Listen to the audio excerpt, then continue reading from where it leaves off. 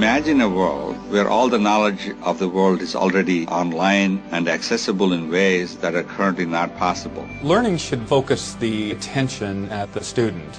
Anything that gets developed in terms of a tool should be getting the student involved in project-based learning. Technology can do a great deal to unlock the mystery of learning. When you think about the impact that technology has had already in the teaching and learning process, it's been pretty eventful. But what we want to do is to take that and quantum leap it.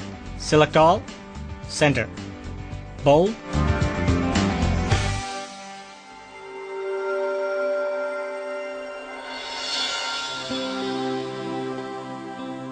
A businessman, a teacher, and an engineer are collaborating remotely on a video report documenting the influence of technology on learning. They reflect on their own history and uncover predictions from the past. They discover men and women whose visions inspired advances that propelled learning to a lifelong experience and the potential for those visions to carry on. I've got the vids you sent. I'll add them to what I've got. Let's get back with each other in half hour to go over the timeline. That'll work for me. Me too. In the last 20 years, we've been very good at creating computing technology that can manage documentation. We can cut and paste in very creative ways. But now we can build scenarios where we can get children to think critically about managing complex systems.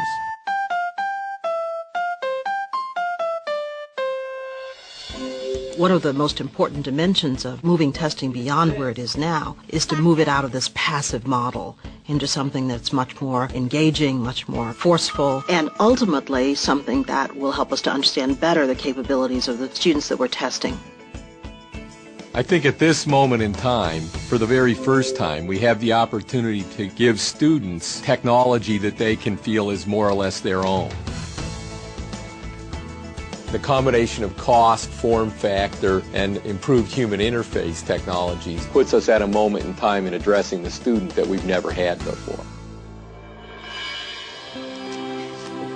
Vid of John Seeley Brown a couple of months ago, around June 25th. I think as we look forward, we're seeing that this notion of literacy has to be dramatically expanded. There are three forms of literacy that all come together. Screen literacy, having to do with cinematic language, then couple that with the notion of interactivity. A third kind of screen literacy is how do you navigate on the screen through the infinite sea of information? How do you censor where to go? How do you feel comfortable in terms of finding your way through this very complex informational space? I've got a couple vids to add. I'll put them in now rather than sending them to you. Great.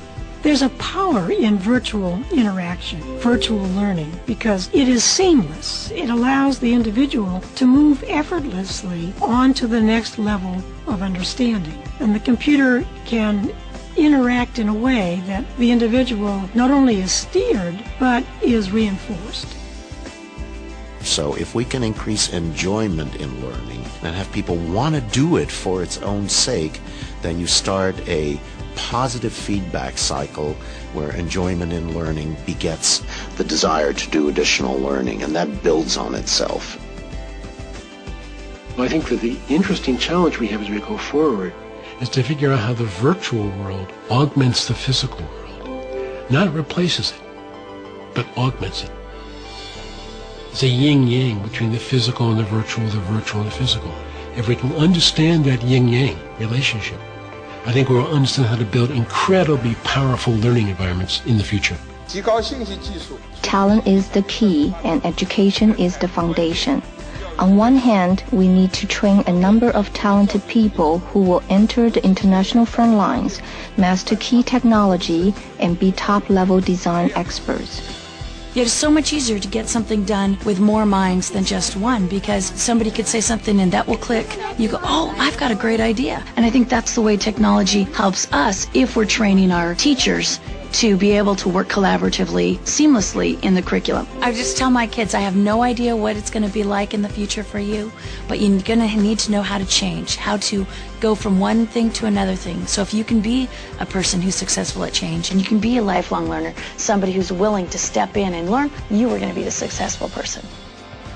What we need to do in order to bring the enchantment of learning back to the student is work together with parents and policymakers and learning scientists and technology scientists and create an environment that is going to stimulate a new way of thinking about how we learn. That's going to be exciting.